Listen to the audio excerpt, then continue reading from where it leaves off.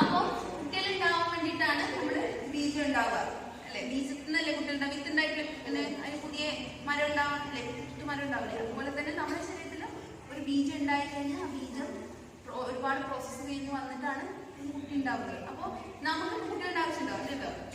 വലുതാവില്ലേ കുട്ടികളുണ്ടാവുക അല്ലെ? അപ്പൊ നമുക്ക് പക്ഷെ പ്രോസസ്സ് നടന്നുകൊണ്ടേയിരിക്കും. എപ്പോഴാണോ ആ ഉപയോഗപ്പാടുള്ള ആ കറക്റ്റ് ടൈം വരുന്നത് അപ്പോഴാണ് ഉപയോഗിക്കേണ്ടത് അല്ലെ?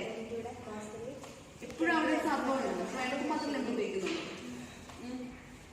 അപ്പൊ വേണ്ട ടൈമിൽ മാത്രം ഉപയോഗിച്ചിട്ടുണ്ട്. അപ്പൊ ഈ ബീജങ്ങളൊക്കെ എല്ലായ്പ്പോഴും നമുക്ക് ആവശ്യമില്ല.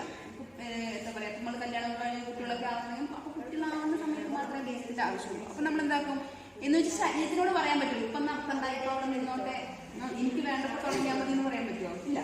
അതുകൊണ്ട് ശരീരം ഇങ്ങനെ നടത്തിക്കൊണ്ടേയിരിക്കും. അപ്പൊ വേണ്ടാന്ന് തോന്നുമ്പോൾ ശരീരം തന്നെ ആ വേണ്ടാത്ത സമയത്ത്